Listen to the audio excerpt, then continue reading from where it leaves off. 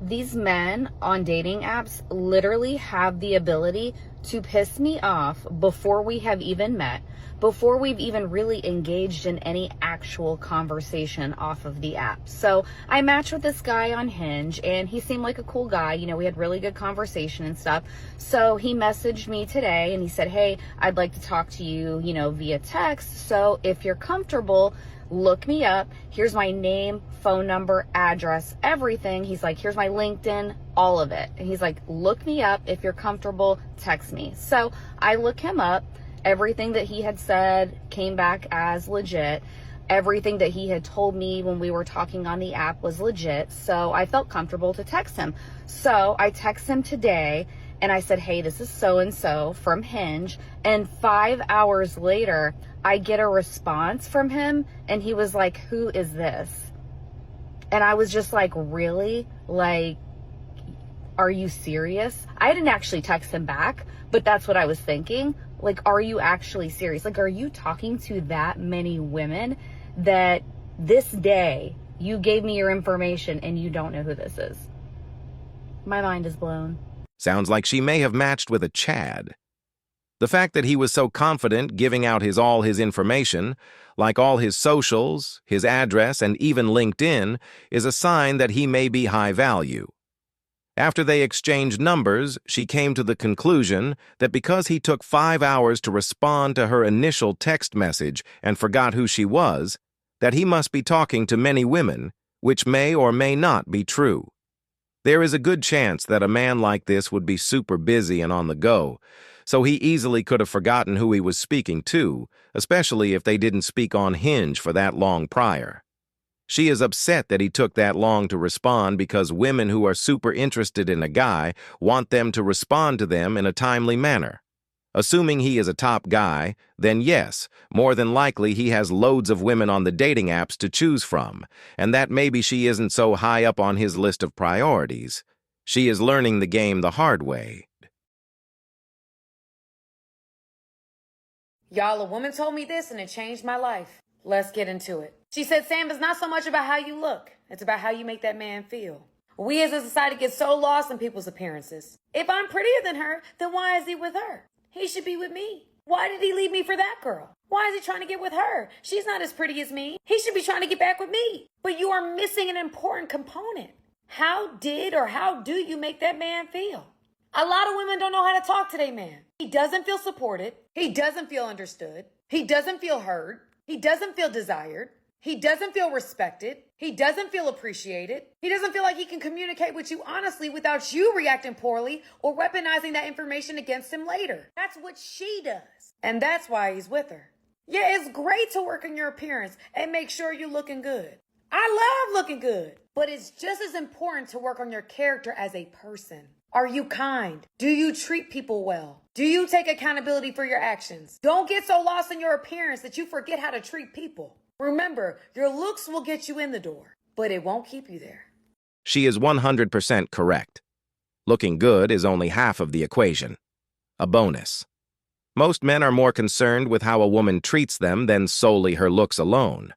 Men value femininity, being respected, and feeling cared for and nurtured.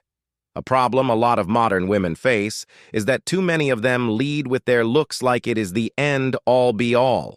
Is being with an 8, 9, or 10 really a good deal if all she brings you is drama, headache, and chaos? Certainly not. Men would more often than not rather have a regular cute woman who brings them peace and lets them lead, rather than a supermodel who is combative, disrespectful, and is always trying to one-up him or run the show.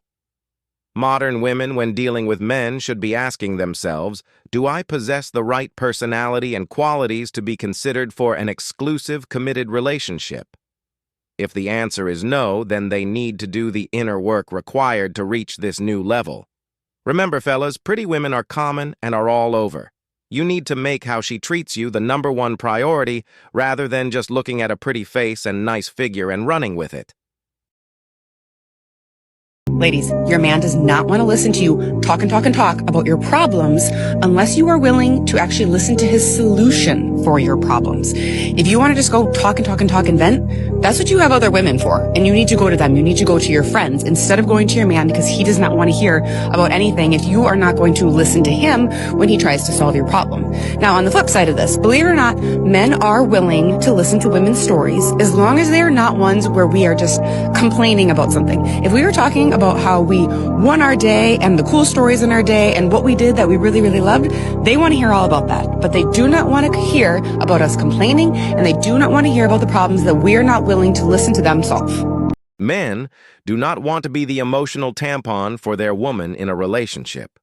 Constant nagging and complaining turns men off more than they realize. Men want their women to be bubbly and pleasant. If they're having issues, they should talk to their girlfriends or parents about it. Same way they wouldn't want their man unloading their feelings and troubles onto them. Especially if it is a man working a high-stress job and a lot of hours, they want to come home to peace and comfort. Can someone explain to me why so many women get pissed about the dudes in their DMs even though they're posting half-naked pictures on the internet? Y'all will be practically naked with your butt cheeks out, your breasts out, full face of makeup, filters. You'll edit your photos so you look slimmer with a fat ass and bigger boobs. You'll edit your photos to not have cellulite. You'll do all of this stuff and post it on the internet, basically catcalling men, but then get mad at the dudes that are in your DM. And I can almost guarantee you that the majority of you, if y'all went missing, nobody would find you because you don't look like the person in the photos. Beggars can't also be choosers. Women who post thirst trap content get disgusted when men who aren't their ideal type, like a post, comment, or hit them up in direct messages. If they have a public page, anyone can see what they are posting, and that is the whole point. They get an ego boost out of calling men disgusting and creeps, but wouldn't dare switch their account to private because then they wouldn't be getting any attention at all, and to women, all attention is good attention. Notice how women rarely have private Instagram accounts anyways. The best you can do is to not follow these types of accounts in the first place, as it is a waste of time.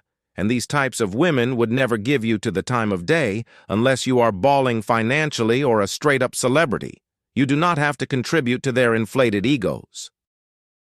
Guys, I mean, seriously, can we please debunk this myth that a lot of women are going out on dates with men they're not even the slightest bit interested in just to get a free meal? Like, you guys really think we are that hard pressed for a steak dinner that we're going to fake the funk to hustle it out of you, or that we're doing this for attention? You do understand that attention from men you are not physically attracted to women feels more like sexual harassment than any type of compliment. Let's get this understood. No woman is spending 2 hours getting ready, putting on shapewear, squeezing into her favorite dress, driving her kids to the babysitter, paying for a babysitter, stopping at the gas station, pumping it in said dress and paying for it, going to the restaurant, and then subjecting herself to the attention of a man she's not even the slightest bit interested in just to hustle a free steak about you. It is just monumentally easier to pay for the steak your motherfucking self. And let's get this understood. What actually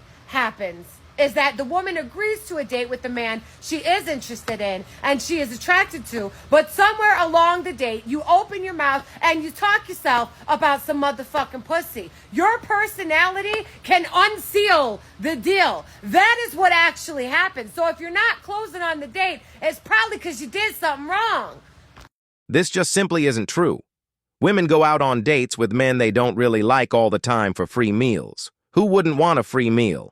They go on the dates to take pictures and flaunt on social media how good they look, as well as taking pictures of the meal to post, especially if the date is an expensive dinner. A lot of the time, these dates end in the man getting ghosted, or the classic, "I just didn't feel a spark" text. This woman tries to validate her argument by saying, "Why would I pay for gas and spend 2 hours getting ready just to go out with someone I don't like?" It's called being an adult. And let's be honest, the amount she paid for gas was probably significantly less than the amount of the date the man paid for anyways. So what is she complaining for? What really stood out to me is that she mentioned hiring a babysitter for the kids, which means A, she is either a baby mama, or B, she is divorced and blew up her marriage and destroyed her family, which is a bad look. This is why a lot of men are throwing in the towel and not participating. It's because of entitled, bad attitude women who are wasting their money and their time. Men actually loved women when we cooked and we cleaned and we raised the children and we did everything for him. If that actually earned us a man's love, then so many men would still have those kinds of wives, and so many of us women would still be willing to be that wife. The thing that so many men are missing because they missed out on their chance for a indentured servant is that so many of us women have been in these relationships and they didn't work out because the men do not love us and they do not respect us. Men simply cannot have a high self-esteem if his wife is doing everything for him and taking care of him to that capacity. And if a man does not have a high self-esteem, he is going to act out. Women have learned firsthand again and again and again that when you give too much to a man, he hates you. Men complain that women don't want to give men a chance. We don't want to date men who are short or ugly or this. We've done it. We have done it. We have dated every kind of man and we have done everything for these men. And we learned. Men actually loved women when we cooked, cleaned, and raised the children. Damn right we did. What she fails to point out, however, is that due to feminism, many women, especially younger millennials and Gen Z, are not taught how to be good girlfriends and wives. They have been brainwashed into believing that marriage is oppression, that having children is a burden, and that sleeping around is somehow liberating and freeing. Most women today only know how to cook basic dishes. And even when they do cook, you can bet your ass it would only be for themselves, since they fell for the all men are evil. All men want to hurt you. There are no good men left nonsense, without realizing that they do not even possess the qualities to attract and keep a good man long term, whether that be respect, their attitudes, their home skills, not even close. It also doesn't help the fact that we as a society do a terrible job at holding women accountable. And this can be seen in just how many of them have no problem airing their dirty laundry out online for thousands of literal strangers to see. You never see men crying and complaining about their issues on TikTok unless they are low-testosterone feminist beta boys. They preach equality and wanting an egalitarian society, but the sexes are not equal in this regard. As for the men she mentioned who are unappreciative, they are probably Chads and Tyrones who aren't even seeking commitment, so they still chase the playboys. Once again, instead of taking accountability for their own bad decisions, they just default to blaming men since it's the easier thing to do. Make shame great again. Thank you for watching. Thank.